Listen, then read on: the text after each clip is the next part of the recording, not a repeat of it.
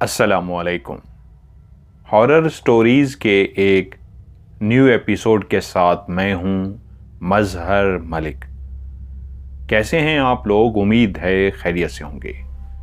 आज की ये खौफनाक कहानी जो मैं आपको सुनाने जा रहा हूं, ये मुझे भेजी है इनाम हुसैन ने कराची से। वो कहते हैं कि हमारे दादा, अल्लाह बख्शे उनको, जो अब इस दुनिया में नहीं हैं, उनको इस दुनिया से गए हुए भी कई साल हो चुके हैं, लेकिन उनकी जिंदगी से जुड़ी ये सच्ची और खौफनाक कहानी आज मैं आपके हवाले करने जा रहा हूं। हमारे दादा बशीर की कहानी, उन्हीं की जुबानी सुनिए। बशीर कहते हैं कि हमारा ताल्लुक इंडिया के एक गांव से था। मेरे वाले साहब गांव के उन चंद लोगों में से थे जिनको पढ़ने का काफी शौक था। यूं अपनी उन्होंने जब तालीम मुकम्मल की तो एक छोटा गांव होने की वजह से ज्यादा वो अपनी तालीम को मुकम्मल ना रख सके, यूं शहर का रुख किया। वालिदैन की ख्वाहिश थी कि ठीक है, आप पढ़ना चाहते हो, आप पढ़ो, लेकिन आपको शादी अपने गांव की ही लड़की से करनी होगी। वाले साहब ने तालीम मुकम्मल करने के बाद एक मुलाजमत इख्तियार कर ली, और जैसे ही उनको मुलाजमत मिल गई तो ये एक ऐसा सरकारी दफ्तर था जहां पे उनको रिहाइश भी मुहैया कर दी गई। बहुत खुश थे। गांव पहुंचे और अपने वालिदैन से ये सारी खुशखबरी जब शेयर की कि अब वो इस काबिल हो गए हैं कि उनको एक नौकरी के साथ साथ घर भी मिल गया है रहने के लिए, तो यूं वालिदैन ने उनकी शादी करने का फैसला किया। उन दिनों में लड़की और लड़का एक दूसरे को जानते तक नहीं थे। वालिदैन जहां पे हां कर देते बस वहीं पे शादी हो जाती। यूं बशीर कहते हैं मेरे वाले साहब की भी शादी हो गई। जब पहली दफा उन्होंने मेरी मां का घूंघट उठाया तब उनको पता लगा उनका जीवन साथी किस शक्ल, किस रंग और रूप और किस तालीम से आरास्ता है या नहीं। ये उसी रात ही पता लगता था जब आप अपनी उस निकाह वाली बीवी के सामने बैठे होते थे और उसके उस झुके हुए सर को, जो दुल्हन बनी, अपने सर पे एक चादर इस तरह ओढ़े कि वो घूंघट सा बन जाए और आप घूंघट उठाते थे, तो तब आपको पता लगता था कौन है आपका जीवन साथी, कितना खूबसूरत, कितना पढ़ा लिखा और क्या क्या उसमें क्वालिटीज हैं। एक नॉर्मल सी जिंदगी गुजारने लगे जिसमें एक शहाना जिंदगी तो नहीं थी, लेकिन जरूरियात जिंदगी की जो बेसिक चीजें होती हैं वो वाले साहब के पास मौजूद थी। फर्क सिर्फ ये था, गांव के अंदर उनका अपना घर था जिसको वो छोड़ के शहर के एक ऐसे क्वार्टर में रिहाइश पजीर थे जो उनको सरकार की तरफ से मिला था। वक्त गुजरा, वहीं पे पहले बेटे की पैदाइश हुई और उसका नाम उन्होंने बशीर रखा। बशीर, वाले साहब चाहते थे कि मेरी तरह बशीर भी पढ़े और पढ़ने के बाद यहीं शहर में ही आबाद हो और शहर की जिंदगी में ही रच बस जाए। उनकी नजरों में तालीम एक ऐसा जेवर था जो इस जेवर से आरास्ता हो जाता तो फिर उसको किसी किस्म की कोई मोहताजी नहीं रहती थी। गांव की जिंदगी ऐसी थी, कभी काम मिल गया, कभी काम ना मिला, क्योंकि हमारी वहां पे जमीनें तो थी नहीं। गांव में ज्यादातर वही लोग आबाद थे जिनकी बहुत ज्यादा जमीनें थीं। बशीर के बाद उनके यहां एक बेटी पैदा हुई जिनका नाम उन्होंने रुकैया रखा। एक नॉर्मल सी जिंदगी वाले साहब, वालदा, बशीर कहते हैं मैं और मेरी बहन रुकैया हम गुजार रहे थे। मैं स्कूल पढ़ने के लिए जाता। मैं ज़हीन बच्चा था, एक ऐसा बच्चा जिसको पढ़ने लिखने का शौक तो था, लेकिन वो बहुत सारी चीज़ें वो याद कर लेता था। वाले साहब ने स्कूल के साथ साथ मुझे एक ऐसे मदरसे में भी डाला जहां पे मैं कुरान पढ़ता और दीन की तालीम भी हासिल करता। मुझे दीन के साथ कुछ इस तरह का लगाव था कि मेरे जो उस्ताद मोहतरम थे, वो मुझसे स्पेशल प्यार इसलिए करते कि बाकी बच्चों में मैं एक वाहिद ऐसा बच्चा था जो सबसे ज़्यादा ना सिर्फ अपना सबक याद कर देता बल्कि वो मुझ पे ज़्यादा शफकत और मेहरबानी करते, मुझे ज़्यादा ही मोहब्बत से पढ़ाते। देखते ही देखते मैं भी बड़ा हो गया, इतना बड़ा कि अब मेरी उम्र 18 साल हो चुकी थी। मेरी बहन रुकैया मुझसे 2 साल छोटी थी। उन्हीं दिनों वाले साहब की एक और शहर के अंदर पोस्टिंग हुई।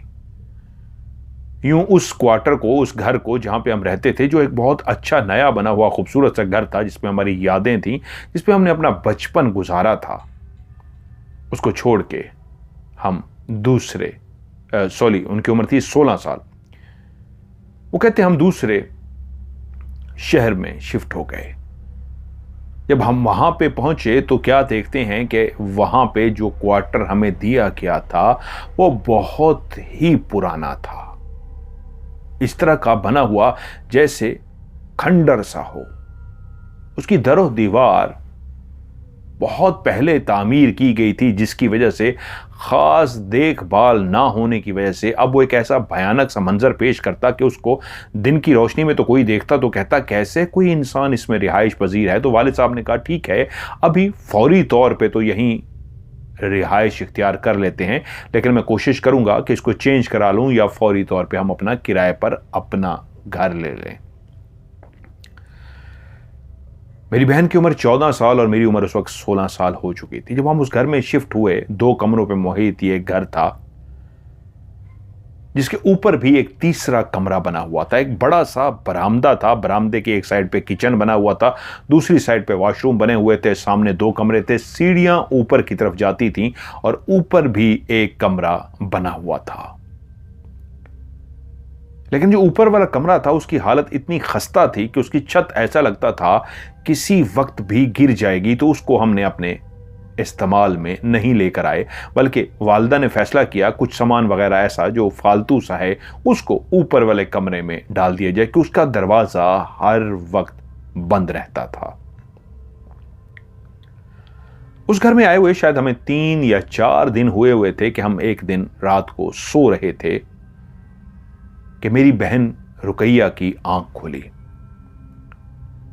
उसे महसूस हुआ कोई छत के ऊपर दौड़ रहा है।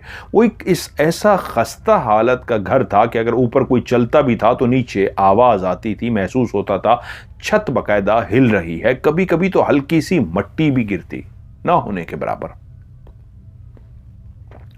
उस रात वो ऐसी डरी कि सुबह उठ के उसने अम्मी को बताया कि रात मुझे लग रहा था कि ऊपर कोई चल रहा था। तो मां ने कहा बता देती, मुझे उठा देती, अपने वालिद को बता देती, भाई को जगा लेते। इस तरह तो नहीं करते बच्चे, कोई पता नहीं क्या है क्या नहीं, कोई चोर है, कोई नुकसान पहुंचाने वाला है, हम नए आए हैं यहां पे, किसी को जानते नहीं, कैसा इलाका है, कैसा मोहल्ला है, कैसे लोग हैं। अगले 3-4 दिन तो कुछ भी ना हुआ, लेकिन उससे अगली सुबह जब हमारी बहन को मेरी मां ने जगाने के लिए उठाने की कोशिश की तो देखा वो ऑलरेडी जाग रही है, लेकिन उसकी आंखें इस तरह खुली हुई हैं जैसे खौफ से किसी की आंखें खुली होती हैं, और वो बुखार में तप रही थी। मां हैरान हुई, उससे पूछा रुकैया क्या हुआ है, तुम्हारी तबीयत इतनी रात को खराब थी, तुमने जगाया क्यों नहीं। रुकैया खामोश रही। वालिदा उसे मुसलसल बोलती रही लेकिन वो कोई जवाब न दे पा रही थी। यहां तक कि उसको डॉक्टर के पास लेके गए, दवाई भी ले आए, लेकिन बुखार था कि उतरने का नाम ही नहीं ले रहा था। चुप करके खिलाते थे तो वो खामोशी से खा लेती थी, लेकिन बातचीत उसकी बंद हो गई थी। समझ नहीं आ रही थी उसके साथ हुआ क्या है। मेरी बहन थी, मैं उससे बहुत प्यार करता था, मेरी उससे बहुत गपशप थी, मैंने भी उससे पूछने की कोशिश की। वालिद साहब ने बहुत कोशिश कर ली, लेकिन रुकैया को एक ऐसी खामोशी लगी थी कि वो बोलती ही नहीं थी। एक बात मैंने नोट की थी, अक्सर वो दिन को ऊपर वाले कमरे में चली जाती थी, और जब उसने वो बात मां को बताई थी कि ऊपर कोई दौड़ रहा था, हम लोग भी नए नए आए थे, उस बात को कोई खास अहमियत ना दी गई। लेकिन एक दिन मैंने देखा वो उसी हालत में कि बुखार तो अब उसका ठीक हो गया था, लेकिन अब वो चुप गुमसुम सी खामोशी से लेटी रहती कि मैंने देखा कि वो अपने बिस्तर से उठी है और खामोशी से चलती हुई सीढ़ियों की तरफ गई है। मैं एकदम से हैरान हुआ, इसको क्या हुआ है। मैं चलता हुआ उसके पीछे जब सीढ़ियों पे गया तो वो ऊपर जा चुकी थी। मैं दौड़ता हुआ ऊपर गया तो क्या देखता हूं, उस कमरे का दरवाजा जो हमेशा बंद रहता था आज खुला हुआ था और रुकैया मुझे कहीं नजर नहीं आ रही थी। बशीर कहते हैं मैं परेशान सा हुआ, भागता हुआ कमरे में गया हूं तो क्या देखता हूं, अंदर उसी कमरे में एक टूटी हुई चारपाई पड़ी है। उस चारपाई पे वो लेटी हुई है और ऊपर छत की तरफ देखकर मुस्कुरा रही है। मैं अजीब सा हो गया। रुकैया, तुम यहां पे क्या कर रही हो? वो छत की तरफ देख के मुस्कुराती रही। उसने नोटिस ऐसे किया, ऐसा रवैया अपनाया जैसे उसको मेरे आने का एहसास तक ना हो, और छत की तरफ देख के वो जैसे मुस्कुरा रही थी। मुझे पहली दफा उससे खौफ सा महसूस हुआ। मैं एक ऐसा तालिब इल्म था जो स्कूल के साथ साथ मदरसे में भी पढ़ा था और वहां पे मदरसों में उस्ताद मुझसे प्यार भी करते थे। मैं इन चीजों से डरता नहीं था।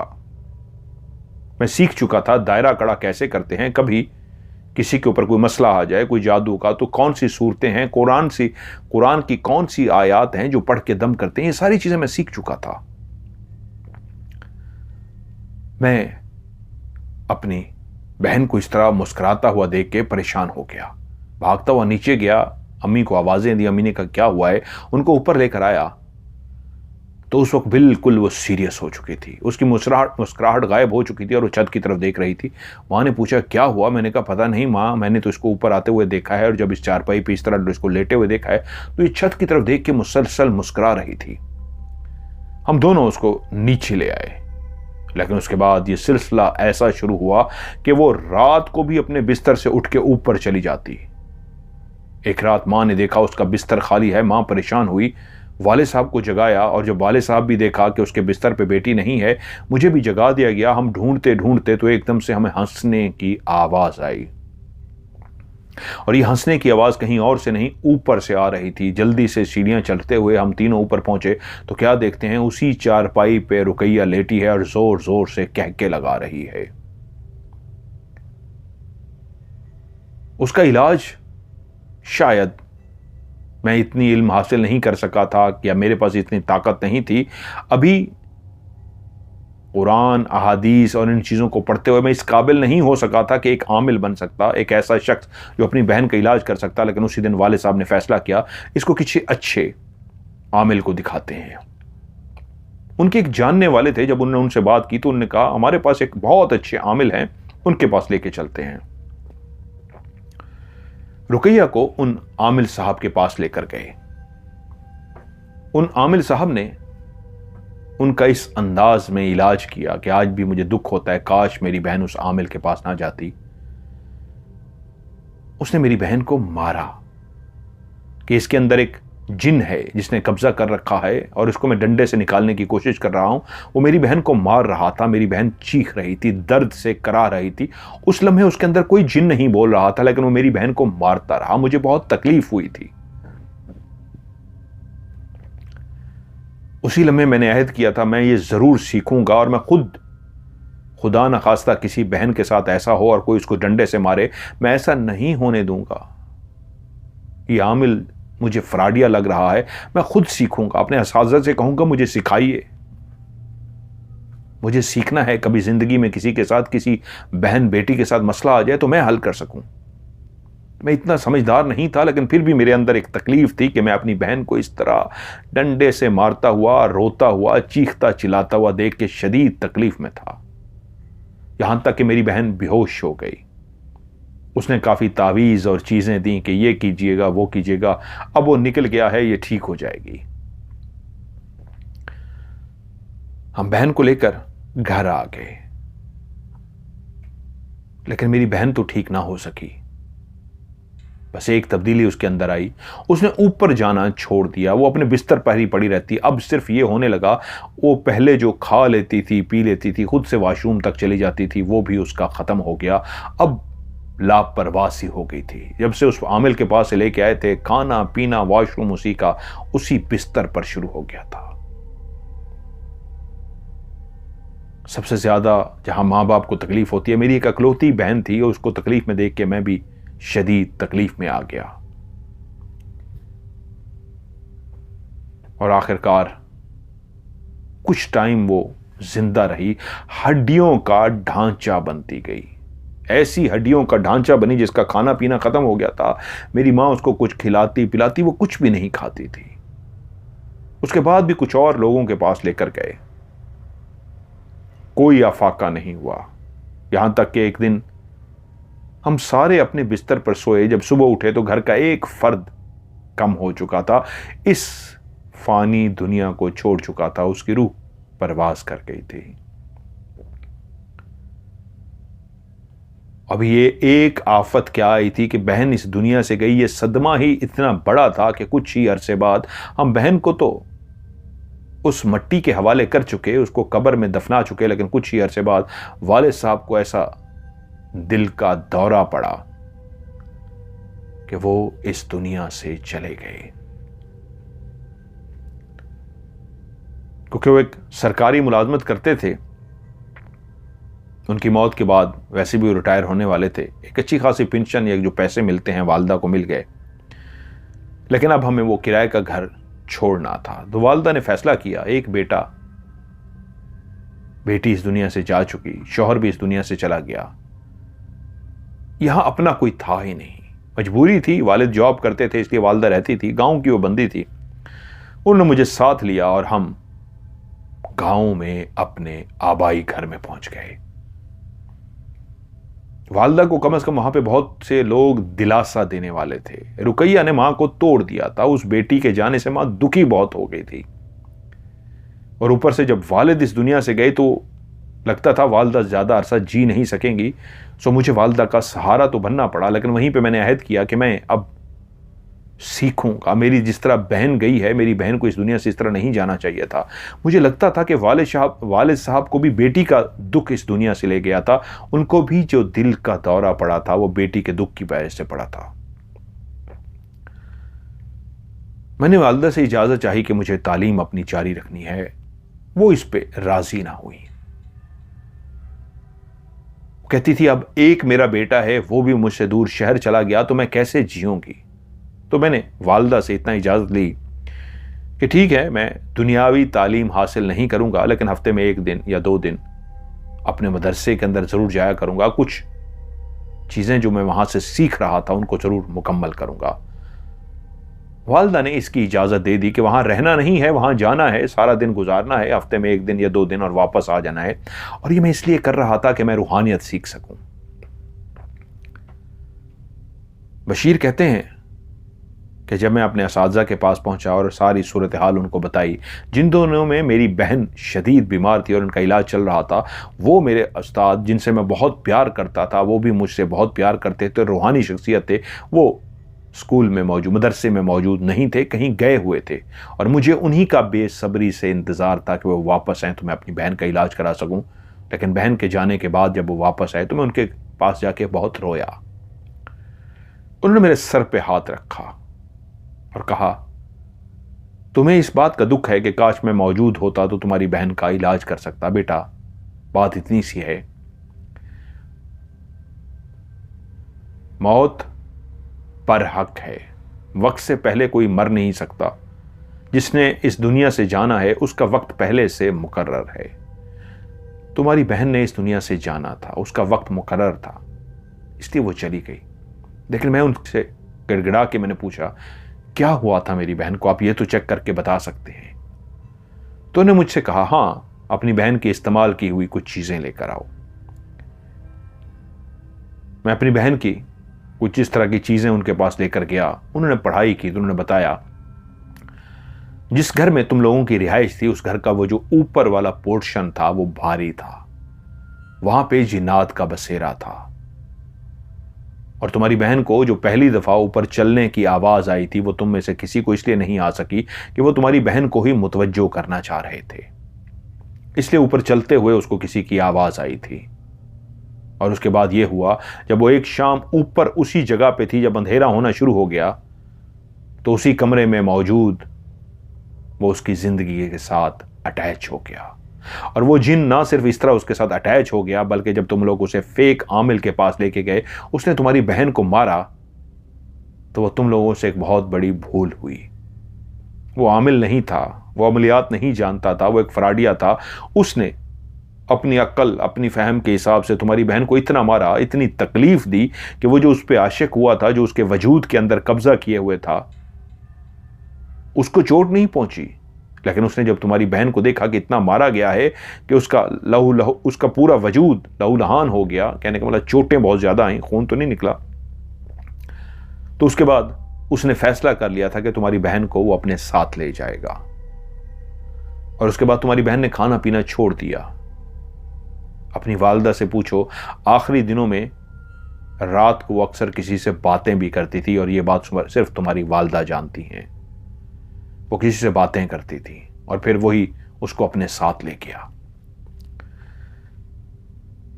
मैंने ये अपनी वालदा से बात की तस्दीक की तो आखिरकार वो मान गई कि हाँ, वो आखिरी दिनों में किसी से बातें करती थी, मैंने सुना था, मैंने उसको देखा नहीं था। तभी मैंने अपने उन्हीं उस्ताद से फरमाइश की कि आप शफकत करते हैं, मुझसे प्यार करते हैं, हमेशा ख्याल रखते हैं, अगर आपकी इजाजत हो तो मैं रूहानियत सीखना चाहता हूं, ताकि किसी और की बहन बेटी के साथ कभी मसला हो तो मैं उनकी मदद कर सकूं। उन्होंने ना सिर्फ मुझे इजाजत दी बल्कि कुछ इस तरह की चीजें सिखानी भी शुरू कर दी कि मुझे ये करते रहना होगा, मुसलसल पढ़ते रहना होगा, पढ़ते रहना होगा। अभी उम्र तुम्हारी छोटी है लेकिन तुम सीख सकते हो, पढ़ सकते हो, तुम्हारे अंदर जज्बा भी है। सबसे बड़ी बात होती है हकूकुल इबाद, बंदों के हकूक, इंसानों की केयर करना, खिदमत करना, मोहब्बत करना, इंसानों के काम आना। जिसके अंदर ये कूट कूट के भरा हो वो रूहानियत सीख सकता है, और तुम्हारे अंदर ये बात है बशीर। बस ये विर्द करो, ये पढ़ते रहो और ये करते रहो, और मैं तुम्हें सिखाता रहूंगा। यूं मैंने सीखना शुरू कर दिया। अब गांव में रहते हुए सबके साथ ना सिर्फ बहुत अच्छी दुआ सलाम हो चुकी थी, बल्कि सारे मुझे जानते थे और मैं भी उन सबको जानता था।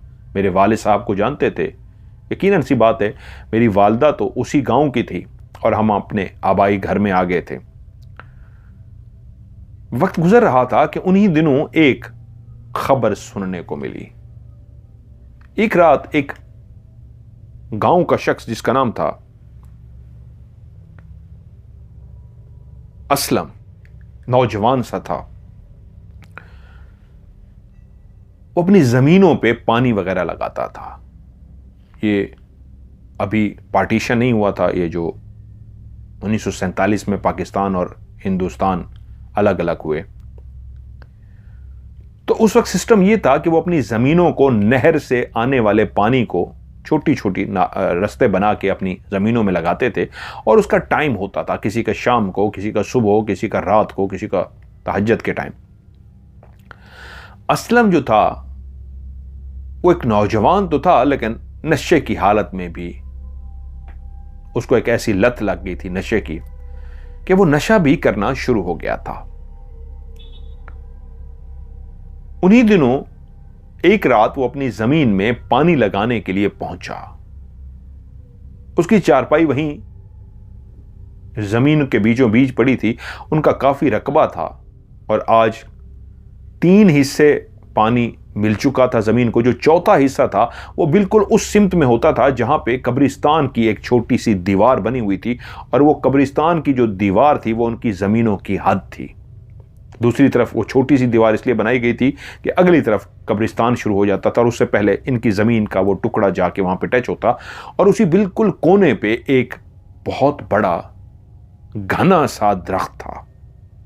वैसे तो इस कच्ची सी कब्रिस्तान की दीवार के साथ दरख्तों की लाइन ही बनी हुई थी, साइड पे बहुत ज्यादा दरख्त थे, कब्रिस्तान के अंदर भी दरख्त थे, और जो कच्ची छोटी सी कब्रिस्तान की दीवार थी उसके साथ भी लाइन में लगे हुए बहुत घने दरख्त थे। लेकिन जो सबसे घना तरीन दरख्त था, बहुत घना, वो बिल्कुल कब्रिस्तान की जो छोटी सी दीवार थी उसके बिल्कुल दरमियान में था, और वो इस अंदाज में बना हुआ था कि बाकी जितने भी दरख्त थे, कोई कब्रिस्तान के अंदर वाली साइड पे लगा हुआ था दरख्त, उसका जो तना होता है नीचे वाला, और कोई कब्रिस्तान की दीवार के बाहर वाली साइड पे। ये वाहिद एक इतना बड़ा तने वाला दरख्त था जिसका आधा हिस्सा कब्रिस्तान में था तने का नीचे, और आधा हिस्सा कब्रिस्तान से बाहर था। यानी वो जो कच्ची सी दीवार थी उसके बिल्कुल दरमियान में, आधा कब्रिस्तान में और आधा बाहर। वो जमीनों को पानी देता हुआ असलम चलता चलता देखता हुआ कि हर क्यारी जो होती है या एक जो सिस्टम होता है जमीनों का जिसमें सारा पानी मिलता है, कि पानी पहुंच भी रहा है, नहीं कहीं कोई रुकावट है, कोई पत्थर पड़ा है मट्टी का, तो उसको हटाते हैं ताकि रास्ता बने। उसने दूर से देखा, उस चांदनी रात में उसकी निगाह पड़ी वो जो बड़ा सा एक दरख्त बना हुआ है बरगद का। उस दरख्त के नीचे कोई बैठा है। वो एकदम अलर्ट हुआ। उस बरगद के दरख्त के बारे में पहले से काफी मशहूर था कि ये बड़ा अजीब सा दरख्त है, कई लोग यहां से डर चुके थे, इसके बारे में कई बातें मशहूर थी, और वो पहले से ही अलर्ट था। जब उसने रात को उस बरगद के दरख्त के नीचे किसी की मौजूदगी का एहसास हुआ तो वो आहिस्ता आहिस्ता चलता हुआ उसके करीब जाने लगा, लेकिन उसकी दिल की धड़कन तेज थी, वो डरा हुआ था, खौफजदा भी था। जैसे ही करीब गया, भी काफी फासला था, तो उसने वहां पे एक चुड़ैल को बैठे हुए देखा। और जैसे उसकी निगाह चुड़ैल पे पड़ी, वो एकदम से डरा और तेजी से दौड़ना शुरू कर दिया। दौड़ते दौड़ते दौड़ते एक जगह पे ठोकर लगी उसके पांव पे, मुंह के बल गिरा और बेहोश हो गया। सुबह गांव के लोग जब वहां पहुंचे तो देखे असलम बेहोश पड़ा हुआ है। उसको उठाया, चारपाई पे डाला गया, लोगों को इतला पहुंच गई असलम बेहोश हो गया है, और लोग भी जमा हो गए। पूछा तो उसके होश पे आने पे खौफजदा हालत में उसने बताया,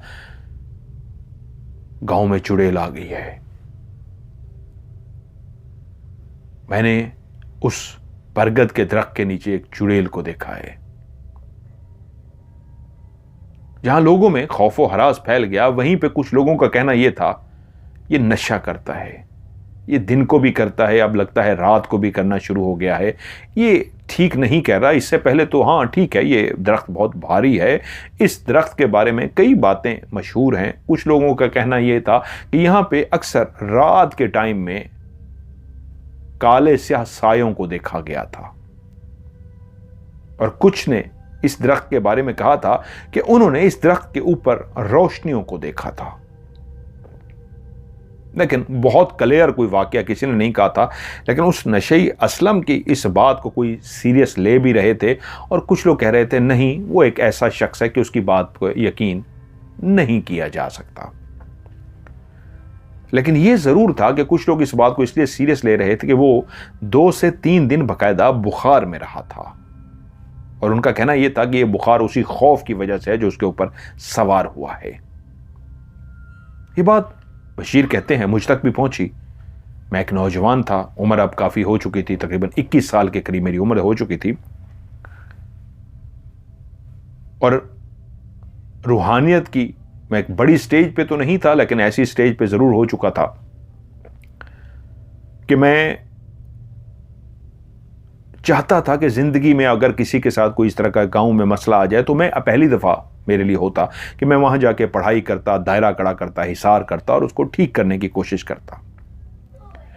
असलम की वो जो जमीन का हिस्सा जहां पे एक साइड पे कब्रिस्तान था और दूसरी तरफ उसकी जमीन थी, उसी के बिल्कुल साथ ही वो रास्ता था जो शहर से आने वाले लोग इस्तेमाल करते थे। अकलौता वही रास्ता, शहर की गाड़ी जब पक्की सड़क पे उतारती तो उसके बाद तकरीबन आधा घंटा 40 मिनट लगते थे गांव पहुंचने के लिए। एक कच्चा रास्ता इख्तियार किया जाता और उस कच्चे रास्ते से चलते चलते जब आप पहुंचते तो आपकी उल्टी साइड पे कब्रिस्तान शुरू हो जाता। सीधी हाथ पे जमीनें होती, फसलें होती, उल्टी हाथ पे वो कच्ची दीवार के साथ साथ कब्रिस्तान चलता। आप पैदल चलते चलते काफी आगे आ जाते तो उल्टे हाथ पे फिर से जमीनें शुरू हो जाती जो असलम लोगों की थी, और कब्रिस्तान वहां पे खत्म हो जाता। लेकिन जिस तरफ ये कच्ची सड़क से आप गांव की तरफ आ रहे होते कि राइट साइड पे जमीनें, लेफ्ट साइड पे कच्ची एक दीवार जो कब्रिस्तान की थी, लेकिन दोनों अतराफ दरख्तों की एक लंबी कतार चलती, और ये कतार कब्रिस्तान से भी पीछे से शुरू हो जाती। उस कच्ची सी जिसको सड़क बनाया गया था उसके दोनों अतराफ में दरख्त लगा दिए गए थे, लेकिन जब उस हिस्से में पहुंचते जहां पे कब्रिस्तान था तो वो दरख्त और ज्यादा घने हो जाते और वहां पे तादाद दरख्तों की ज्यादा होती। अब कुछ लोग इस बात को सीरियस ले रहे थे, कुछ नहीं ले रहे थे कि उन्हीं दिनों गांव का एक और शख्स जिसका नाम था फकीर मोहम्मद, बुजुर्ग शख्स, और वो जो बुजुर्ग शख्स था उसके ऊपर सबको एतमाद था। लोग उसके पास मशवरा करने के लिए भी जाते थे। एक बूढ़ा होने के साथ साथ एक ऐसा ज़हीन इंसान था कि सबको बेइंतहा मशवरे देता। एक रात उसकी निगाह भी उसी चुड़ैल पर पड़ गई। फकीर हुसैन, क्योंकि अब उसका वो जो असलम था, जमीनों के उस हिस्से की तरफ तो उसने तौबा ताइफ कर ली थी कि मैं तो इन जमीनों के हिस्सों की तरफ कभी भी नहीं जाऊंगा। बात मशहूर भी हो गई थी। तो फकीर हुसैन उसी दिन उन्हीं की जमीनों के साथ वाली जो जमीनें थी वहां पे वो पानी का इंतजार कर रहा था कि रात का वो टाइम आए और वो अपनी जमीनों को पानी दे सके। कि उसने दूर से ही उसी बहुत बड़े दरख्त के नीचे एक चुड़ैल को बैठे हुए देखा था। वो एक कलेर औरत सी थी, और यकीनन सी बात है गांव की किसी औरत में तो इतनी जुर्रत नहीं थी कि उस दरख्त के नीचे इस तरह बैठ सके। जो असलम ने कहा था वो बिल्कुल सही कहा था, वो एक चुड़ैल ही थी और वहां भी बैठी हुई थी। और जब सुबह हुई और उसने गांव वालों को बताया कि मैंने भी उसी बरगद के दरख्त के नीचे एक चुड़ैल को बैठे हुए देखा है, तो पूरे गांव के अंदर एक खौफ व हरास फैल गया। इसका मतलब है असलम की बात को लोगों ने जो मजाक समझा था कि नशे की हालत में उसने कुछ ऐसा उल्टा सीधा देख लिया है, इसका मतलब है वो सच था। अब एक खौफ की फजा बन गई कि इसका मतलब है वाकई कोई यहां पे चुड़ैल का बसेरा है। मेरे अंदर एक और इंटरेस्ट बढ़ गई। बशीर कहते हैं 21 साल की उम्र में एक चुड़ैल का मैं जिक्र सुन रहा था और दिल के अंदर ख्वाहिश थी कि मेरा कभी इस चुड़ैल से पाला हो। कैसी होती है चुड़ैल? मैंने तो चुड़ैलों के बारे में सुन रखा था साजा से, लेकिन कभी पाला नहीं पड़ा था। लेकिन ख्वाहिश रखता था डर की बजाय कभी चुड़ैल से मेरा आमना सामना हो। उन्हीं दिनों गांव का एक शख्स जिसका नाम था मुख्तियार, व्यापारी का काम करता था। उसने काफी जानवर पाल रखे थे। उन जानवरों को वो शहर जाकर बेचता था। अच्छे दाम मिलने पर छोटे बच्चे जानवरों के लेकर आ जाता। भेड़, बकरियां, गाय, भैंसे, दुम्बा, ये जितने भी जानवर होते हैं उनको अपने घर में पालता। एक बहुत बड़ा खाता पीती फैमिली से ताल्लुक था उसका, तो उनको वो पालता और जब जानवर इस तरह देखता सेहतमंद और बड़े जवान हो गए तो उनको जाके एक अच्छे दाम पे बेच आता और उसकी जगह पे छोटे जानवर ले आता। यानी यूं समझिए उसका काम खरीदना और बेचना था। छोटे जानवरों को वो खरीदता था और उनको पाल पोस के जवान करके सेहतमंद बना के बेच देता था। वो अक्सर जब शहर जाता तो वहां वो अकलौती बस, जो गांव से पैदल तकरीबन 30-40 मिनट का फासला तय करके आप उस जगह पर पहुंचते जहां पे मोटर का एक छोटा सा, यूं कह लीजिए शाम तक एक सवारियों के लिए चाय का ढाबा भी बना दिया गया था। वहां पे वो मोटर कहते बस को, मोटर आकर रुकती और उस अकलौती मोटर पे सवार होके वो शहर जाते और वहीं से एक टाइम ही आता, 2 टाइम आते और वापस आ जाते। 2 बसें यहां से जाती और 2 बसें वापस आती। सारे दिन में सिर्फ 2 बसें होती। मुख्तियार अपनी भेड़ बकरियों को बेचने के लिए उस दिन शहर लेकर गया और शहर जाकर उसने, लेकिन उसकी एक खास बात यह थी कि मोल तोल, वो अब एक ऐसा बिजनेसमैन बन चुका था, उसको पता था कि ये मेरा जानवर कितने पैसों में बिकेगा। तो वो जाते ही बेच नहीं देता था, वो मोल तोल करता था और अच्छे दाम वसूल करता था, चाहे देर लग जाए। वो और ऐसा भी करता था अगर किसी दिन उसको अच्छे दाम ना मिल रहे हों तो वो खाली हाथ वापस आता। जानवर बेचता नहीं था कि नहीं आज इसका दाम अच्छा नहीं लगा, इसका मतलब है कोई खरीदार अच्छा नहीं आया। उस दिन भी जब वो मार्केट में, मंडी में पहुंचा और जानवर को बेचने की कोशिश की तो दाम नहीं मिल रहा था। उसने फैसला किया नहीं, आज खरीदार तो काफी हैं लेकिन दाम मैं अपनी मर्जी का लूंगा। और उसने 1-2 ऐसे लोगों को भी देख लिया जो पैसे लेके तो फिर रहे थे और उन्होंने आंखों की चमक बताती थी कि जानवर पहचान लिया है कि जानवर लेने वाला है, लेकिन उन्होंने रकम कम बताई तो उसने कहा नहीं मैं नहीं दूंगा। लेकिन वो जान चुका था, शिकारी था, कि ये खरीदेंगे, अभी नहीं, मुझे घूमना है। वो घूमता रहा यहां तक के शाम हो गई और आखिरकार उन लोगों ने भी देख लिया ये नहीं दे रहा, ये देगा तो उसी दाम पे देगा जो उसने मांगे हैं, और उस दाम में भी उनको वारे में था। वो उनके पास आए, कहा ये हमें दे दो। उसने कहा ठीक है दाम दो, ले लो। उन्होंने भी दाम दे दिए, जानवर उनके हवाले किया। अब उसको टाइम का अंदाजा हुआ काफी देर हो चुकी है। बस पे सवार हुआ और बस पे सवार होके वो सीधा गांव की तरफ बस रवाना हो गई। लेकिन एक खौफ मुख्तियार पे सवार हो चुका था कि अब ये बस जब तक गांव पहुंचेगी रात हो जाएगी। और अब जब से वो चुड़ैल का वाकया मशहूर हुआ था तब से लोग शाम होने से, अंधेरा होने से पहले पहले, क्योंकि गांव का वही एक वाहिद अकलौता रास्ता था जो कब्रिस्तान के करीब से आपको गुजरना पड़ता था और वहीं पे चुड़ैल की बातें हो रही थी, बस ने जाके उसी जगह पे स्टॉप कर दिया जहां पे दिन को ढाबा खुला होता था जो कब कब बंद हो चुका था और हर तरफ वीरानी ही वीरानी थी। अब वो गांव की तरफ चलना शुरू हो गया एक मोहतात तरीके से, कि उसके दिल की धड़कन तेज इसलिए थी कि यार मुझे उसी रास्ते से गुजरना है जहां पे चुड़ैल की बातें सुनने को आ रही हैं। असलम की बात को गलत समझा गया, लेकिन फ़कीर मोहम्मद की बात ने सबको यकीन दिला दिया था चुड़ैल तो है। तो इसलिए चलते चलते जब वो उस हिस्से की तरफ पहुंचा जहां पे अब दरख्तों का एक सिलसिला शुरू हो गया था और आगे जाके उल्टे हाथ पे कब्रिस्तान की वो कच्ची दीवार जिसके साथ दरख्तों की लाइन शुरू हो जाती, और जैसे ही वो कब्रिस्तान की कच्ची सी लाइन, कच्ची सी दीवार खत्म होती और दूसरी तरफ मुड़ती हुई जाती तो आगे जाके बिल्कुल दरमियान में वो बरगद का दरख्त था जहां के बारे में असलम और फकीर मोहम्मद ने कहा था। वो चलता चलता चलता बिल्कुल उस जगह पे दाखिल हो गया, रात के उस अंधेरे में, खामोशी में, जहां पे बंदा ना बंदे की जात, परिंदे तक खामोश अपने घोंसलों में सो रहे थे कि वो अपने पांव, अपने कदमों की चाप को भी महसूस करते हुए दिल की धड़कन तेज चलता हुआ जब कब्रिस्तान के बिल्कुल साथ साथ चल रहा था तो उसकी घबराहट, उसकी दिल की धड़कन तेज होती गई, यहां तक कि उल्टे साइड पे चलने वाली वो कच्ची दीवार जो उसके साथ साथ चल रही थी एक जगह पे आके मुड़ गई। एक ये तो रास्ता था, लेकिन जैसे मुड़ती थी तो आगे जाके वहीं पे वो बरगद का दरख्त आता था। वो खौफजदा था, डरा हुआ था, फिर भी उसने हिम्मत करके, जैसे ही वो कब्रिस्तान खत्म हुआ तो उसने कहा क्या वाकई ये सच है या बातें बनी हुई हैं। उसने दूर उस दरख्त की तरफ देखा तो चांद की उस रोशनी में उस दरख्त के नीचे वाकई एक खुले बालों वाली चुड़ैल उसको हिलती हुई नजर आई।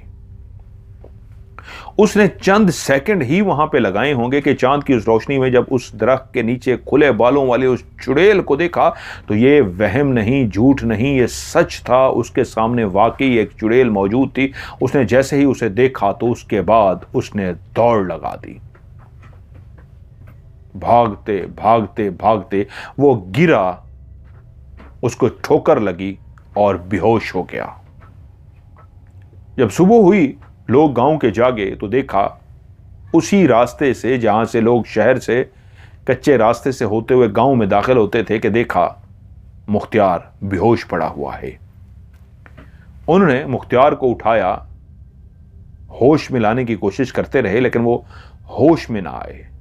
उसको कहा बाद में घर में लेके जाएंगे, पहले इसको होश में तो लाओ। जैसे कैसे उसको होश में लाते लाते 2-3 घंटे लग गए।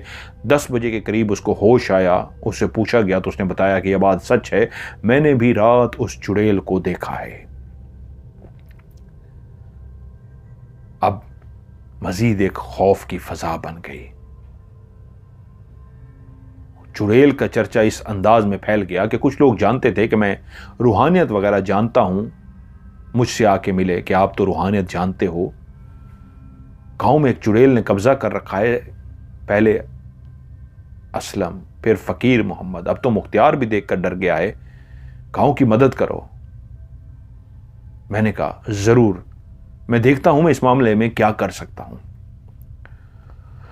उन्हीं दिनों मुझे शहर जाना पड़ा। वालदा ने सख्ती से मना कर दिया था कि मैं जल्दी से वापस लौट आऊं।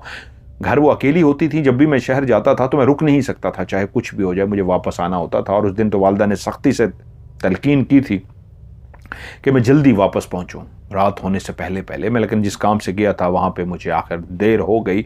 और जब मैं बस पे सवार हुआ तो ये वही सेम टाइम था जब मुख्तियार उस बस पे सवार हुआ था। और जब बस ने मुझे उसी स्टॉप पे उतारा जो अब कच्चा रास्ता गांव की तरफ जाता था, तो रात हो चुकी थी। लोग अब अगर बस से वापस भी आते थे, 2 टाइम चलते थे, जो पहला टाइम था उस पर वापस आ जाते अंधेरा फैलने से पहले पहले। मैं लेट हो गया था। अब जब उस कच्चे रास्ते की तरफ चलता हुआ गांव की तरफ आ रहा था तो एक आवाज जो दिल की धड़कन की थी, जो दिल की एक आवाज थी, बशीर तूने रूहानियत सीखी है, तुझे बहुत शौक है, अगर आज तेरा उस चुड़ैल से आमना सामना हो गया तो क्या होगा? क्या तू देखकर डर जाएगा, खौफजदा होकर भाग जाएगा? क्या तू भी उन लोगों की तरह बेहोश हो जाएगा? लोग तो तेरे पास आए थे कि तू हमें चुड़ैल से बचा, तू रूहानियत जानता है, हमें हल करके दे, और तूने हामी भी भरी है, हाँ मैं आप लोगों की मदद करूंगा। लेकिन चुड़ैल तो चुड़ैल होती है, तू कैसे लोगों की मदद करेगा? वो चुड़ैल तेरे सामने आके खड़ी हो गई, तू क्या करेगा? तू पहला सवाल क्या करेगा? तू कौन सी आयत पढ़ेगा? तू कौन सा दायरा खड़ा लगाएगा? मैं इन्हीं बातों को सोचता हुआ उस कच्चे रास्ते की तरफ जा रहा था जहां गांव में चुड़ैल का मशहूर हो चुका हो। मैंने भी तो पहली दफा देखना था, तो मेरी क्या हालत होगी आप इन लफ्जों से, इन बातों से अंदाजा लगा सकते हैं जो मैं अपने दिल की आवाज सुन रहा था। बशीर क्या होगा? चलते चलते चलते मैं उसी जगह पहुंच गया जहां उल्टे हाथ पे लेफ्ट साइड पे दरख्तों की कतार शुरू हो रही थी, जिसका मतलब है अब आगे कब्रिस्तान आने वाला है। जैसे ही कब्रिस्तान की दीवार शुरू हुई तो पहली दफा था मेरी जिंदगी में भी कि मेरे दिल की धड़कन तो तेज हुई, लेकिन मैं इतना घबराया नहीं कि अगर कोई आ भी जाएगी तो मैं बेहोश हो जाऊंगा या डर हो जाऊंगा। मैंने मुकाबला करने के लिए तैयारी पकड़ ली और मैंने उसी वक्त अल्लाह का कलाम पढ़ना शुरू कर दिया। जो दायरा कड़ा भी होता है, एक हिसार भी होता है, लेकिन इस तरह मैं दायरा कड़ा हिसार पढ़ रहा था कि मैं हो सकता है आगे चलते हुए उसी बरगद के दरख्त की तरफ जाऊं, कि मैं चलते चलते चलते बिल्कुल अब कच्ची दीवार खत्म हो चुकी थी। और जैसे ही कच्ची दीवार खत्म होने वाली थी, अभी हुई नहीं थी, उस दिन धुंध छाई हुई थी, सर्दियां भी बिल्कुल शुरू हुई थी, बिल्कुल अभी शुरू हुई थी। शायद यूं समझ लीजिए कि यह सर्दियों की पहली धुंध थी, पहली फोग थी। उससे पहले अभी फोग नहीं हुई थी कि मेरे कानों में ऐसी आवाज आई जैसे इस ठंड में, जहां मैंने चादर लपेटी हुई थी और पहली ठंड थी सर्दियों की, शदीद मौसम एक ठंडा था, उस ठंड के अंदर मुझे महसूस हुआ जैसे कोई बर्तन के अंदर से पानी को निकाल रहा हो और बाल्टी से नहा रहा हो। कब्रिस्तान से एक ऐसी आवाज का आना कि कोई बाल्टी से नहा रहा है, और वो भी इस ठंड में। किसी इंसान के अंदर तो इतनी हिम्मत नहीं हो सकती इस ठंड में इस कब्रिस्तान में बैठ के नहाए, क्योंकि क्लियर एक बर्तन की, और जैसे कोई बर्तन को बाल्टी के अंदर डालता है, पानी को भरता है और पानी को अपने वजूद पे डालता है, और फिर से बर्तन को बाल्टी में डाला जाए तो एक बाल्टी से टकराने की जो आवाज आती है वो क्लियर आवाजें आ रही थी। मैं परेशान, ये क्या है? ये तो वहम नहीं है, और किसी बशर में, किसी इंसान में तो इतनी हिम्मत नहीं है रात की इस ठंड में वो नहाए। मैं चलता चलता जब बिल्कुल उस जगह पे पहुंचा जहां पे कब्रिस्तान की दीवार खत्म होने लगी थी, तो उसी वक्त मुझे एक चीख की आवाज सुनाई दी। एक औरत क्लियर दर्द से चीखी थी। मैंने कहा इसका मतलब है चुड़ैल मौजूद है, और उसी जगह से ही आवाज आई थी जिस सिमत से उन्होंने चुड़ैल को देखा था। और मैंने फैसला किया कि मैं भागूंगा नहीं, डरूंगा नहीं, दौड़ूंगा नहीं, बल्कि मैं उसी सिमत जाऊंगा जिस सिमत में चुड़ैल है। मैं कुछ सेकंड के लिए रुका फैसला करने के लिए, और मैंने फैसला कर लिया कि मैंने गांव वाले से वादा किया है मैं आपकी मदद करूंगा, तो मुझे देखना होगा, चुड़ैल के पास जाना होगा। मैं मुड़ा और उसी रास्ते की तरफ हो गया जो रास्ता अब उस बरगद के दरख्त की तरफ जाता था। मैं चलते चलते चलते कदम बिल्कुल आहिस्ता रख रहा था कि उस चुड़ैल को मेरी आमद का पता न लग सके और मैं बिल्कुल उसके सर पे जाकर खड़ा हो जाऊं। चलते चलते चलते मैं जैसे ही उस बरगद के दरख्त के बिल्कुल पास पहुंचा तो मैंने देखा वहां पे एक चुड़ैल मौजूद थी। और जैसे ही मैंने उस चुड़ैल को करीब से जाके देखा तो एकदम से मैं चौंक पड़ा और मेरी आंखें खुली की खुली रह गईं। ये चुड़ैल नहीं थी, हमारे गांव की ही एक खातून थी, खाला नजमा। और मैंने जैसे ही उनको देखा, खाला नजमा को, तो एकदम से मैं चौंक पड़ा और उसने मुझे भी देखकर पहचान लिया और मैंने एकदम से मुंह से कहा, खाला आप? उनके पांव में चोट आ चुकी थी और उनके साथ एक बाल्टी और एक जस्त का, पहले होता था दूध भरने के लिए एक मटकी सी होती है, स्टील की है, जस्त की होती है, बाल्टी के अंदर वो रखी थी और वो उस वक्त नहा चुकी थी। उनके पूरे कपड़े गीले थे। वो मुझे भी देखकर एकदम से बौखला गई और मैं उनको जैसे ही देखा और एकदम से पहचान लिया कि खाला आप, तो वो एकदम से उनके चेहरे पे कैसा खौफ का रंग आया कि मैं समझ ना सका कि अब मैं क्या करूं, आगे क्या बोलूं। वो डरती रही और एकदम से बोली, तुमने मुझे देख लिया, तुमने मुझे देख लिया, मैं तुम्हारे आगे हाथ जोड़ती हूं, खुदा का वास्ता है मेरा ये राज किसी को ना बताना। मैं कहा, खाला आप क्या कर रही हैं यहां पे रात के इस पहर? वो बोली, मैं तुम्हें सब बता दूंगी, मैं तुम्हारे पांव पे हाथ रखती हूं। जल्दी से मेरे पांव पे हाथ रखने के लिए आगे हुई। मैंने पांव पीछे कर लिए, मेरे पांव पे हाथ मत रखें, मैं तो किसी चुड़ैल का तस्वर करके आया था, आप?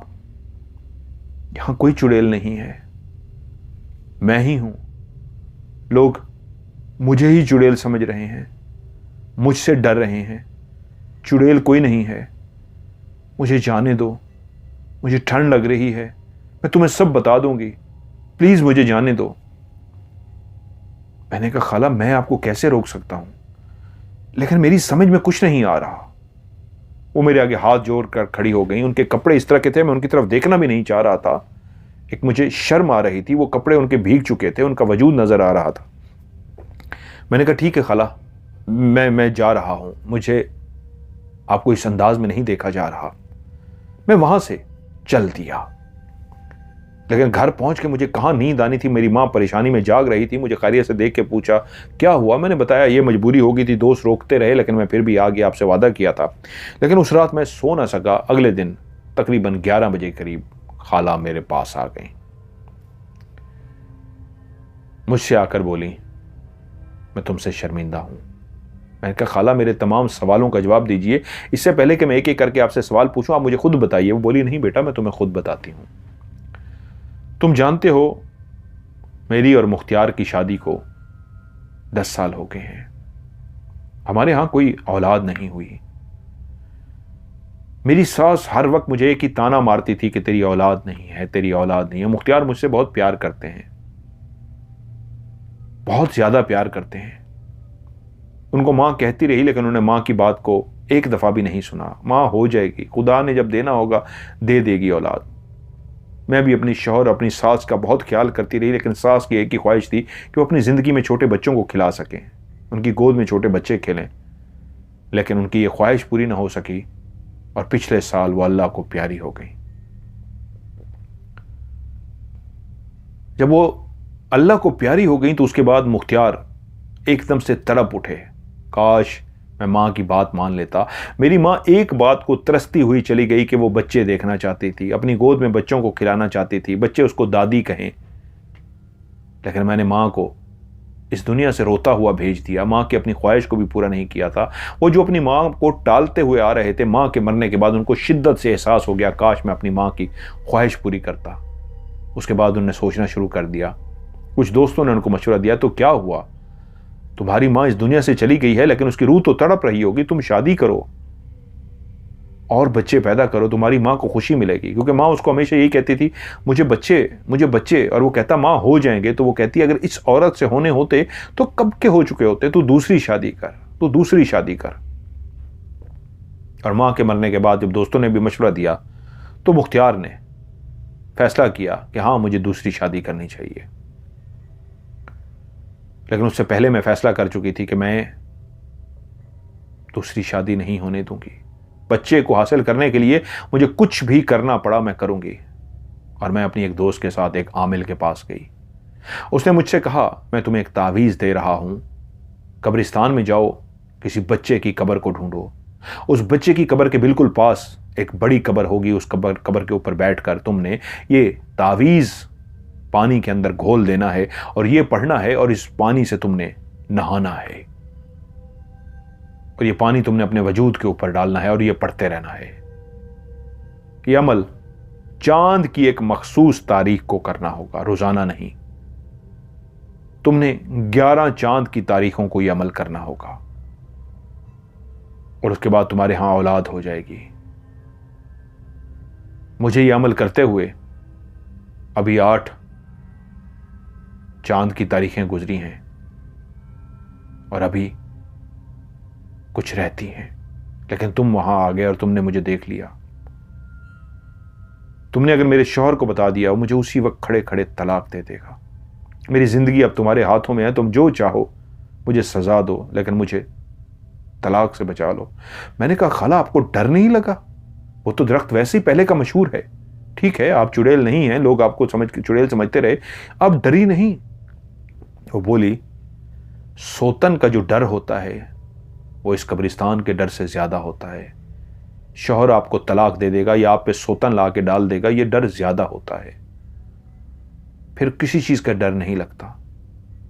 लेकिन तुमने शायद मुझे देख लिया है, अब तुम्हें अमल भी करना चाहूंगी तो फिर से शुरू करना पड़ेगा, अब तुम्हें अमल भी नहीं कर सकूंगी, मुझे माफ कर देना। खाला ने मुझसे वादा लिया और मैंने कहा, खाला मैं आपके होते हुए कभी इस राज को लीक नहीं करूंगा। मैंने उनके साथ वादा कर लिया। कुछ अरसे बाद मुझे पता लगा कि खाला के शौहर ने शादी कर ली, मुख्तार ने। वो एक शहर की औरत को ब्याह कर लाया जो बहुत ही तेज तरार और मॉडर्न किस्म की औरत थी। व्यापारी था, जानवर बेचता था, लाता था और उनको बेच आता था। तो वहीं पे ही किसी ने उसकी बात कराई और एक शहरी औरत को ब्याह कर ले आया। लेकिन उसने एक तरस खाया कि खाला नजमा को तलाक नहीं दी। उस औरत की शादी करते ही 1 साल बाद उसके यहां औलाद हुई। लेकिन जिस दिन उसकी बेटी पैदा हुई उसी दिन ही उसकी मां, वही शहर की औरत जिसको मुख्तियार ब्याह कर लाया था, अल्लाह को प्यारी हो गई। अब वो भी उसी घर में नजमा मौजूद थी, लेकिन नजमा ने यह किया था कि जब उसने दूसरी शादी की तो वो पहली बीवी की भी आओ भगत करती, अपने शौहर मुख्तियार की भी आओ भगत करती, घर का उसी तरह ख्याल रखती। तो उस औरत ने भी, वो एक शहरी मॉडर्न औरत थी, उसके चाल चलन भी कोई अच्छे नहीं थे। उसने देखा मुलाजमा घर में मिली हुई है, मुझे कोई काम नहीं करने देती, जूते तक मेरे पाँव में पहलाती है, तो उसने भी उसको कुछ नहीं कहा। और वैसे भी नजमा ने देख लिया था, खाला नजमा ने, कि वो शहरी औरत ने शादी तो कर ली है लेकिन ये शादी ज्यादा अरसा चल नहीं सकेगी। लेकिन जब औलाद होने वाली थी, कुदरत के अनोखे काम होते हैं, बच्ची को जन्म देते ही वो इस दुनिया से चल बसी। तभी मुख्तियार ने खाला नजमा से कहा, तुम्हारे कोख से तो बेटी नहीं हुई, अब ये तुम्हारी बेटी है। वो तो पहले ही दीवानी थी औलाद के लिए, उसने उस बच्ची को गोद ले लिया। उसकी मां शायद उसको इतना प्यार ना करती जितना खाला नजमा ने उस बच्ची को प्यार किया और उस बच्ची का नाम रखा नसरीन। खाला नजमा नसरीन से बहुत प्यार करती, लेकिन कमाल की बात यह थी, वो एक शहरी औरत जिसे वो ब्याह कर लाया था, वो गोरी चिट्टी और बहुत ही खूबसूरत औरत थी। तभी तो वो मुख्तियार उसके चेहरे पे मर मिटा था। मॉडर्न कपड़े भी मॉडर्न, बाल भी मॉडर्न, मेकअप करके रहने वाली, ऊपर से गोरी चिट्टी। उसके यहां जो बेटी पैदा हुई नसरीन, वो भी भला की खूबसूरत थी। लेकिन खाला नजमा ने नसरीन की ऐसी परवरिश की, इतनी मोहब्बत से परवरिश की, देखते ही देखते वक्त का पता ना चला। बशीर कहते हैं मेरी भी शादी हो गई, मेरे भी बच्चे वहां पे हो गए। और जब नसरीन तकरीबन 14 साल की हुई तो मैं अपने बच्चे, अपनी जिंदगी, अपनी माँ, शहर आना जाना, इस तरह की चीज़ों में मसरूफ़ हो चुका था कि फिर माँ इस दुनिया से जा चुकी थी, मेरी बीवी, बच्चे हो गए थे, सिलसिला इस तरह का गांव का प्रॉपर कोई था नहीं। तब मैंने फैसला किया वाले साहब की तरह मैं भी शहर जाके कोई अपने रोज़गार का सिलसिला देखूं और बीवी बच्चों को भी वहां ले जाऊं। मैंने ऐसा ही किया, अपने बीवी बच्चों को भी वहां ले गया, रोजगार का सिलसिला भी मेरा वहां पे बन गया, किराए पे घर भी ले लिया। लेकिन उधर मुझे पता ना चला, गांव जाना बहुत कम हो गया। खाला की बेटी जब 14 साल की हुई तो बाकायदा उसके अंदर हाजिरी हो गई। बला की खूबसूरत थी, इंतहा की वो खूबसूरत थी, लेकिन पहली दफा हुआ ये कि जो भी उसको देखता देखता ही रह जाता। खाला तो उस पर जान निछावर करती थी कि खाला ने एक दिन देखा कि वो घर गई है और अभी तक वापस नहीं आई। खाला ढूंढती ढूंढती बाहर गई, सबसे पूछा कहाँ चली गई है, अब तो बड़ी हो गई है, 14 साल की, ख्याल करे कि तभी उन्होंने देखा खाला ने वो उसी तरफ से आ रही है जिस तरफ वो कब्रिस्तान और दूर से वो बरगद का दरख्त भी नजर आता है, उसका रास्ता वही था, उसी तरफ से आ रही थी। खाला का दिल धक से रह गया कि ये कहां से आ रही है। खाला जैसे उसके करीब गई, उसको डांटते हुए बोली, ये तू कहां गई थी, शाम हो गई है, अंधेरा हो गई है, तुझे नहीं पड़ता लड़कियां अंधेरे में बाहर नहीं होती। तो वो चुप। खाला उसको जितना सुनाती रही वो यही समझी खाला कि ये डरी हुई है, मैं डांट रही हूं। उसको लेकर खाला घर पहुंच गई। खाला ने उसको खाने का कहा, उसने चुप करके खाना भी नहीं खाया। वो यही समझी मैंने डांट पिलाई है, इसलिए शायद नाराज हो गई है, खफा हो गई है। अपने बिस्तर पर सोने के लिए जाकर लेट गई। बाप व्यापारी था, गया हुआ था, और खाला ने बताया था कि जब, मुझे आज भी वो खाला की बात याद है कि जब उनका शौहर व्यापारी के लिए शहर जाता था तो वो खुद शौहर को मजबूर करती थी, जाएं ये जानवर तैयार हो गए, इसको बेच के आए, ताकि चांद की वो तारीखें आती थी और वो स्पेशल, क्योंकि वो जाके वो अमल करती थी। बाज़-औक़ात वो शहर रुक भी जाता था, अगर उसका जानवर नहीं बिकता था तो वहीं पे क़याम कर लेता था और अगले दिन बेच के आता था। जब उसने देखा बेटी, बाप गया हुआ था मुख्तियार, बेटी चुप करके लेट गई, वो यही समझी कि खफा है, मैंने डांटा है, वैसे भी तो इसको इस तरफ नहीं जाना चाहिए था, मैंने मना किया हुआ था, फिर भी चली गई है। रात आधी बीत चुकी थी कि मां सोई हुई थी कि मां को कमरे से आवाज आई। बेटी किसी से बात कर रही थी। मां उठ के कमरे की तरफ गई। बेटी एकदम से चुप कर गई। मां परेशान हुई कि ये किससे बात कर रही है, कौन है कमरे के अंदर। मां दरवाजा खोल के अंदर दाखिल हुई और बेटी से पूछी किससे बात कर रही थी, कौन है। तो वो अपने बिस्तर पर बैठी हुई थी। यकीनन मां ने उसको बैठे हुए देखा कि रात के आधा पैर हो गया है, आधी रात है और ये बैठी हुई है, किससे बात कर रही थी, तो क्यों बैठी हुई है।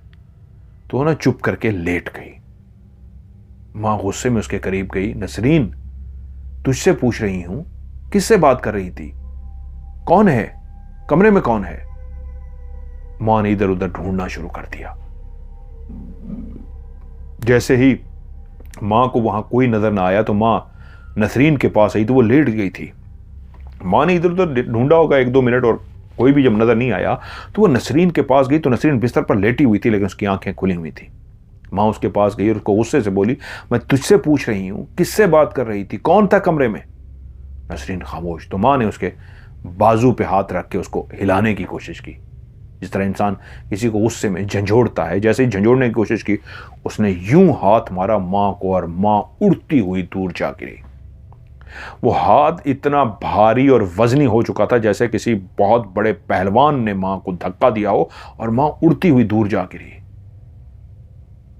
और मां जब जमीन से उठ के बैठी, खौफजदा, हैरान, परेशान कि ये ताकत मेरी बेटी में कैसी। उसने मुड़ के बेटी की तरफ देखा तो बेटी की आंखें लाल सुर्ख हो चुकी थीं, और ना सिर्फ आंखें लाल सुर्ख हो गई थीं बल्कि उसके बाल हवा में ऐसे हल्के हल्के लहरा रहे थे जैसे हवा चल रही हो और उसके बाल लहरा रहे हों। और वो अपने मां से उसी वक्त एक मर्दाना आवाज में बोली, जा जाकर सो जा। और उसके बाद उसने एक जोर से ऐसी धार निकाली जैसे कोई गुस्से से कहता है कि निकल भी अब यहां से, जा।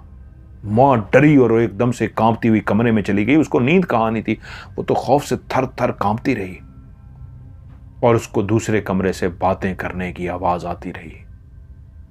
सुबह हुई, भागी, गांव वालों को मेरी मदद करो। शौहर का इंतजार करती रही, शौहर भी आ गया, लेकिन बेटी बिल्कुल नॉर्मल हो चुकी थी। बाप आया, गांव के लोग आए, आके उसको नसरीन को देखा, वो तो बिल्कुल नॉर्मल थी। उससे बात करें, कहें कुछ भी नहीं, रात ये हुआ वो हुआ। कहती है नहीं अम्मी को वहम हुआ होगा, ऐसा तो कुछ नहीं हुआ। बाप ने पूछा, गांव वालों ने पूछा, वो तो कह रहे कोई बात ही ऐसी नहीं है। सब परेशान। खाला नजमा को झटका लग गया था। कहती है ये क्या हो गया। और उसके बाद अगली रात फिर से जब बातें करने की आवाज आई तो उसने अपने शौहर को जगाया। जिसको यकीन नहीं आया था वो भी अपनी बीवी नजमा को यही समझ बैठा था कि तुम अपनी बेटी से प्यार नहीं करती हो, लगता है तुम्हें उसका कोई तकलीफ हुई है, कोई उससे तुम्हें मसला हुआ है जो तुम उसके ऊपर इल्ज़ाम लगा रही हो। तो वो उससे बोली मेरी तो यही अब कुल कायनात है, मैं इस पर इल्ज़ाम कैसे लगाऊंगी। लेकिन रात को जब फिर से साथ वाले कमरे से बातें करने की आवाज़ आई तो उसने अपने शौहर मुख्तियार से कहा उठो उठो। उसने कहा हाँ, इतनी आवाज़ सुनो। उसने सुना तो वाकई किसी से बात करने की आवाज़ आ रही थी। नसरीन किसी से बैठी बात कर रही थी। बाप एकदम से उठा, चलता हुआ कमरे के अंदर गया और दरवाजा जैसे खोला तो देखा बेटी पांव लटका के इस तरह बैठी है चारपाई पे, जैसे कोई उठने के लिए सोया हुआ हो और उसके बाद उठ के पांव लटका के बैठ जाता है चारपाई पे, इस अंदाज में बैठी है और सामने दीवार की तरफ देखकर बातें कर रही है। बाप ने जैसे देखा सामने कोई भी नहीं, बेटी हंस रही है, बातें कर रही है, तो बाप बोला किससे बात कर रही है? नसरीन, मेरी बेटी किससे बात कर रही है, कौन है यहां पे? उसने जब बाप की तरफ चेहरा घुमा के देखा तो बाप के भी रोंगटे खड़े हो जाए। ऐसे रोंगटे खड़े हुए कि वो थर थर कांपना शुरू हो गया। उसकी आंखें लाल सुर्ख हो गई थीं। ऐसी लाल सुर्ख आंखों से उसने जब बाप की तरफ देखा तो बाप डर गया। पीछे मां खड़ी थी और उसने खाला नजमा ने जल्दी से अपने शौहर को पीछे खींच लिया, करीब मत जाना। इसी हालत में थी जब इसने भी मुझे उठाकर फेंका था। वो उसको लेकर कमरे में आ गई। बाप था परेशान हो गया कि ये क्या हो रहा है। तो बोली अब मेरी बात का यकीन आया, ये है। अब वो परेशान, रात सारी दोनों ने परेशानी में गुजारी। बाप इसलिए करीब नहीं गया, वो जाना चाहता था, लेकिन बीवी ने कहा था ये वो नहीं है, तुम उसकी आंखों में देख चुके हैं, ये कोई और है, ये तुम्हें नुकसान पहुंचा देगी। लेकिन बाप से फिर भी बर्दाश्त ना हुआ। बाप था, उठा, कहता है कुछ भी हो जाए मुझे अपनी बेटी को बचाना है। वो उठा और साथ वाले कमरे में जैसे ही गया वो दरवाजे में खड़ी थी, जैसे पहले से जानती हो कि बाप फिर आ रहा है। बाप अभी दरवाजे के करीब ही पहुंचा था तो वो दरवाजे में खड़ी थी। उसकी आंखें लाल सुर्ख थी और अंदर से एक धाड़ की आवाज आई, मुझे पता था तू आएगा, अब तू मेरे करीब आया, मैं तुझे जान से मार दूंगा। वो ऐसी भारी भरकम खौफनाक आवाज थी कि उसके कदम वहीं पे रुक गए। वो जान गया कि आवाज मेरी बेटी की आवाज नहीं है। खाला पीछे नहीं आई थी। बाप को जाने इसलिए दिया था कि इसको लगता है कि मैं झूठ बोल रही हूं। जब उसने देख लिया फिर भी बाप था, डरते हुए उसके करीब जाने लगा तो उसने बाप को ऐसा हाथ मारा, ऐसा धक्का दिया कि वो बेचारा उड़ता हुआ दूर जा गिरा। खाला नजमा भागी, शौहर को उठाया, अंदर ले गई। सर पकड़ के बैठ गया कि ये क्या हुआ है। मेरी तो एक ही बेटी है, कितनी सालों की कोशिश के बाद, कितनी सालों की दुआओं के बाद, कितनी सालों की मन्नतें मांगने के बाद खुदा ने मुझे दी है, ये क्या हो गया है। वो रोना शुरू हो गया। मुख्तियार को याद था जब उसने वो चुड़ैल देखी थी और वो जो डरा था, उसके बाद वो रात को रुक जाता था। अगर कभी देर हो जाती थी, उसने सामान बेच दिया है या नहीं बेचा, तो वो रात वाली बस पे नहीं आता था, वहां पे स्टे कर लेता था, अगले दिन वापस आता था।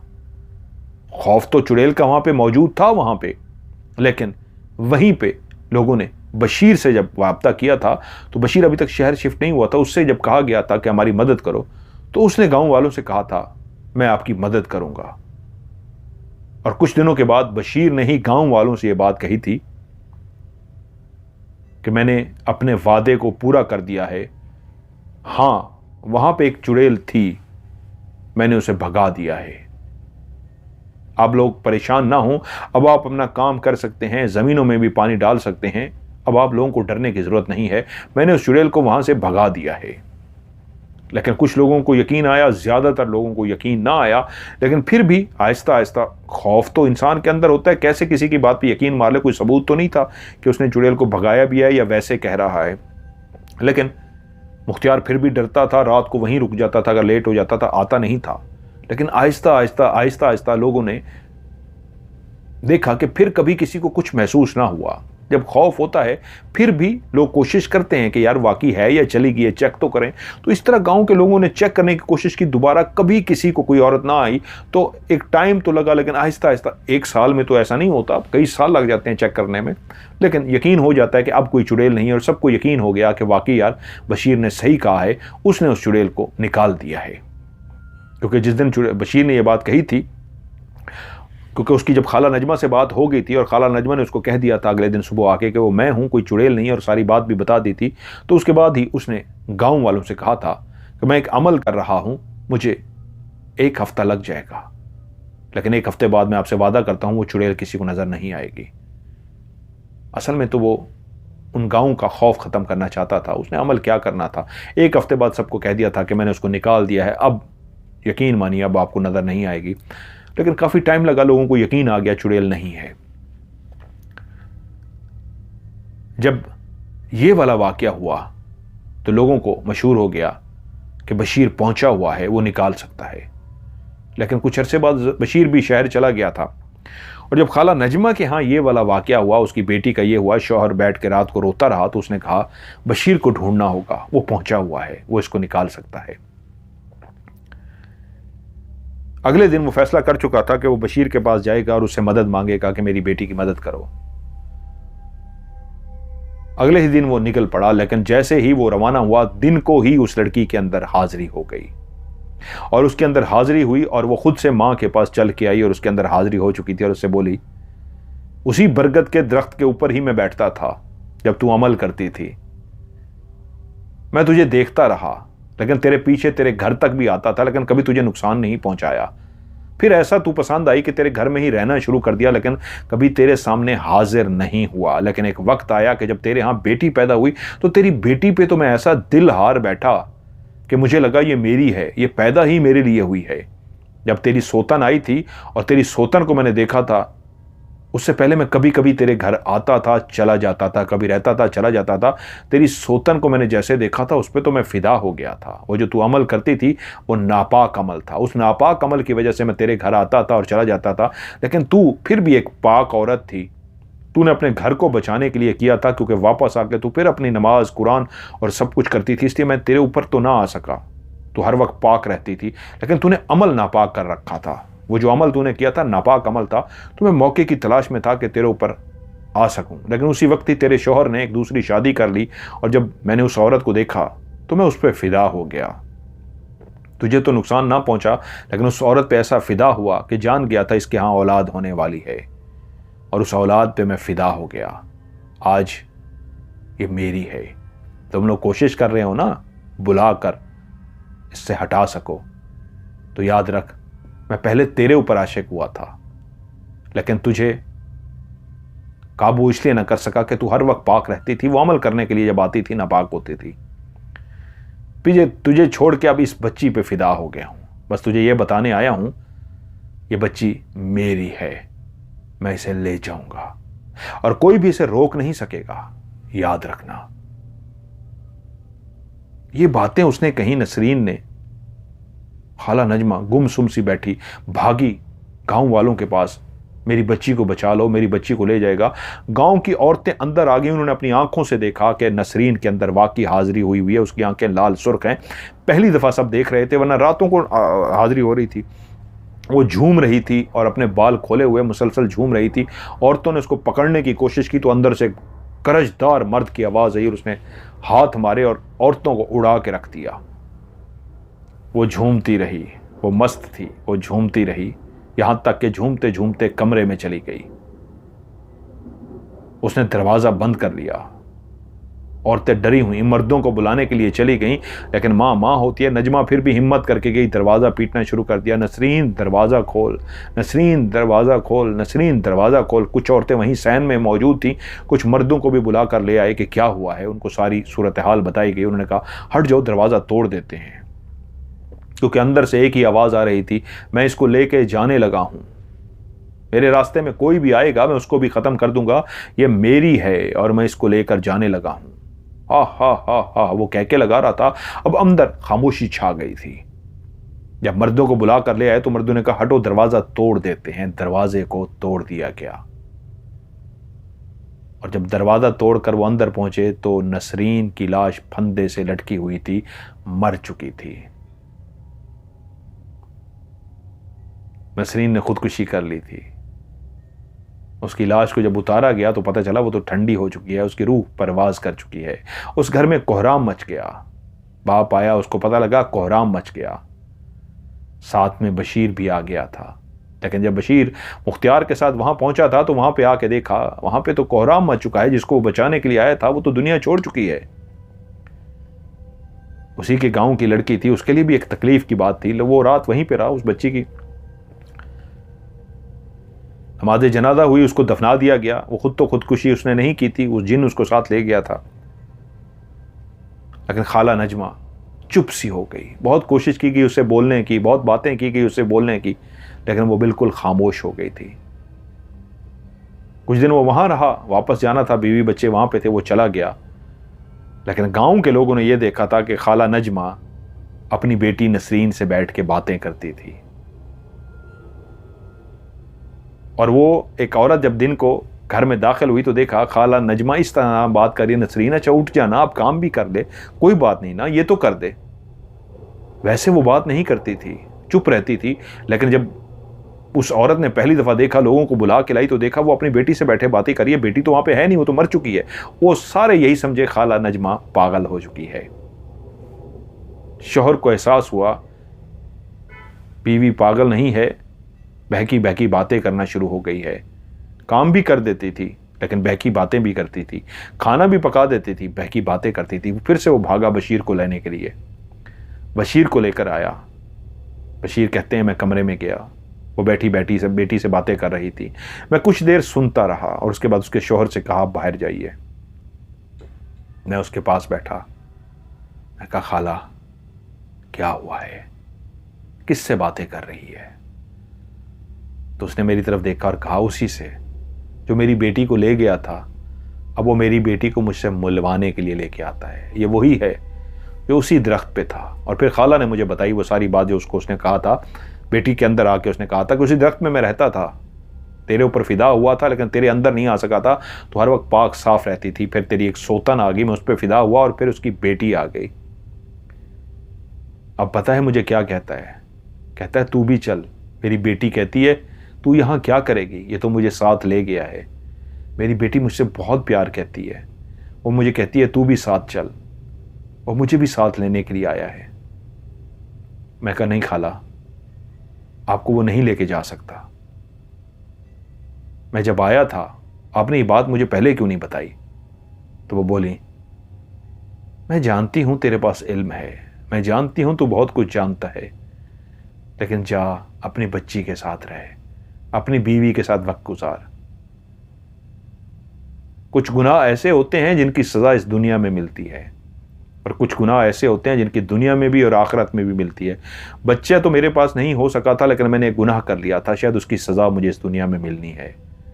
अगर इस दुनिया में मुझे सजा मिल गई तो आखिरत में सजा नहीं मिलेगी। अगर इस दुनिया में सजा ना मिली तो आखिरत की सजा बहुत भयानक है। इसलिए जा बेटा, तू अच्छा है, अच्छे काम कर, मुझे मेरी किए की सजा मिल के रहेगी। मैं जानती हूं तू पढ़ने के लिए आया है, निकालने के लिए आया है, लेकिन नहीं, तू इस काम में ना पढ़, तेरा बहुत नुकसान होगा। जा। मैंने कोशिश की पढ़ने की, मैंने कुछ करने की, तो खाला ने जब मेरी तरफ देखा तो मैं समझ गया कुछ एक ऐसा राज था जिससे मैं भी डर गया। अब मैं पहुंचा हुआ हो गया था, अब मेरे पास अमलियात थी, अब मेरे पास रूहानियत थी, मैं बहुत कुछ जानता था, बहुत कुछ कर सकता था, बहुत कुछ पढ़ सकता था, लेकिन वहां पे एक ऐसा नज़ारा देखा मैंने। उसके बाद मैंने सर झुका लिया और मैं वापस आ गया। उसके शौहर मुख्तियार ने मुझसे पूछा क्या हुआ? मैंने कहा नहीं, ये मेरे बस का काम नहीं है। वो बोले क्यों? आपने तो उस चुड़ैल को भगाया था, तो ये क्यों नहीं?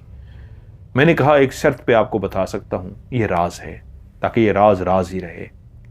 उन्होंने मुझसे वादा किया और मैंने अंदर जो कुछ देखा था वो राज उनको बता दिया। वो भी कांप गए। लेकिन वो राज जो खाला की जिंदगी में हुआ था, जो उन्होंने कब्रिस्तान जाके किया था, वो मैंने वादा किया था उनसे, वो उनको नहीं बताया। लेकिन जो बेटी वाला राज था वो उनकी बीवी से जुड़ा था। वो बीवी जिससे वो शहर से शादी करके लाया था मुख्तियार, वो उस बीवी का राज था। इसलिए मैंने वो बता दिया और वो भी चुप कर गया। मैं वापस चला गया। कुछ दिनों के बाद मुझे पता लगा खाला नजमा भी इस दुनिया से चली गई हैं। जब उनकी मरने की मुझे इतला मिली तो मैं गांव गया। मैंने उनके नमाज जनाजा में शिरकत की। बहुत सारी बातें तो मैं जानता था या सिर्फ उनके शौहर को पता था, वो भी एक ऐसा राज जो उनकी बीवी के हवाले से था। मैंने सारे राज बता दिए, लेकिन मैं वो राज नहीं बता सकता। वो कुछ ऐसा ही राज था। खाला चली गई, मैं बहुत तकलीफ में था, दुख में था।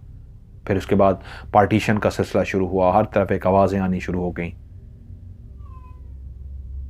पाकिस्तान बनने लगा है। हिंदू मुसलमान उठकर खड़े हो गए, पाकिस्तान बन गया।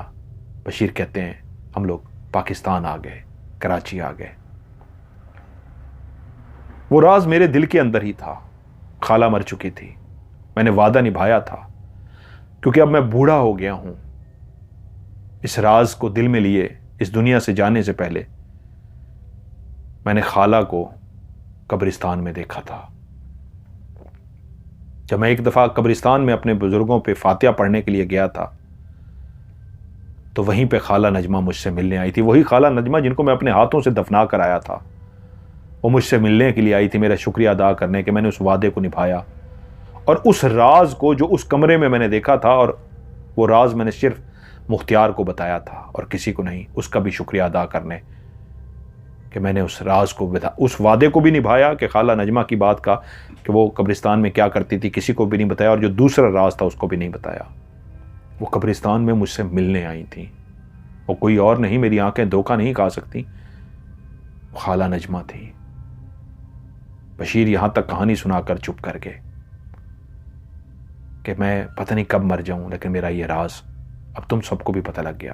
तो जिन्होंने कहानी भेजी है उनका नाम है इनाम हुसैन कराची। वो कहते हैं ये हमारे दादा थे।